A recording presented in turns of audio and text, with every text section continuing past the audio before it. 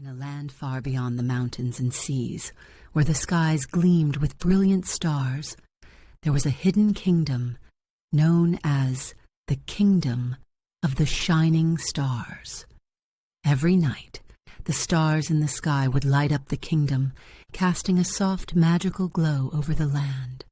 The people of the kingdom lived in harmony with the stars, and each person was given their own special star when they were born. These stars, shining brightly in the heavens, represented their hopes, dreams, and potential. In this kingdom lived a young boy named Leo.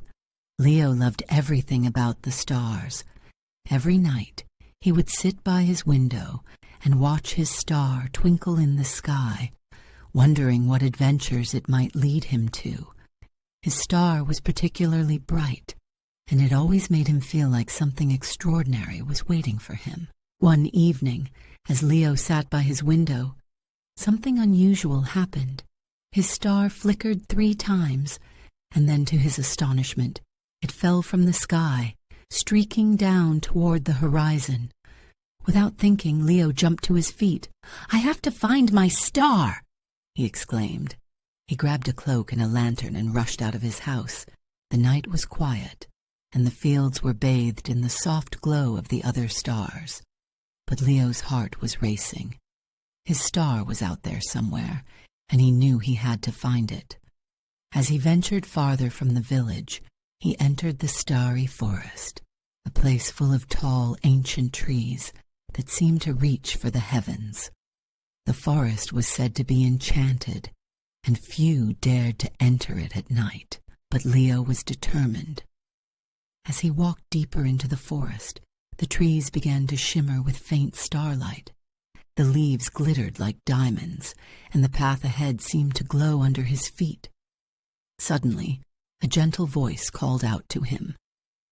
"Why do you wander so deep into the forest, young one?" the voice asked. Leo looked around, trying to find the source of the voice. Then, from behind a tree, a figure appeared. It was a tall, graceful woman with flowing silver hair and eyes that sparkled like the night sky. She wore a gown made of stars, and her presence filled the air with calm. "I'm looking for my star," Leo replied. "It fell from the sky, and I have to find it." The woman smiled kindly. "I am Seraphina, the guardian of the stars. Your star has chosen you for a special journey, Leo. But before you can reclaim it, you must prove yourself worthy." Leo's eyes widened. "What must I do?" Seraphina waved her hand, and 3 paths appeared before them, each leading in a different direction. "You must face 3 challenges, 1 for courage, 1 for wisdom, and 1 for kindness. Only then will your star return to the sky, shining even brighter than before." Without hesitation, Leo chose the middle path and began his first challenge. The path led him to a dark, shadowy cave. At the entrance, a small fox with fiery red fur stood waiting. The fox spoke in a soft voice. "Inside this cave lives a creature called the Shadow Beast. It feeds on fear and doubt. To pass through, you must show great courage." Leo took a deep breath. He wasn't sure how brave he really was, but he knew he had to try. Holding his lantern high, he entered the cave. The air grew cold, and shadows seemed to move on their own. Suddenly, a pair of glowing eyes appeared in the darkness, followed by a deep, rumbling growl. The Shadow Beast emerged, its form shifting and swirling like a storm of dark clouds.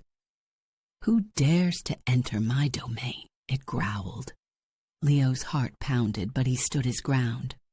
"I'm not afraid of you, he said, even though his voice trembled. The Shadow Beast roared, its form growing larger, but Leo refused to back down. "Fear is just an illusion," he shouted. "I believe in myself and my star." The shadows around him began to fade, and the beast slowly dissolved into the darkness. With the challenge of courage behind him, Leo left the cave, feeling braver than ever before. Next, he followed the path to a wide, crystal-clear lake. In the middle of the lake floated a golden boat, but there was no way to reach it. "This is the challenge of wisdom," Seraphina's voice echoed in his mind. "You must find a way to cross the water." Leo sat by the shore, thinking hard. There were no bridges, and the lake was too deep to swim across. He looked at the water and noticed something unusual.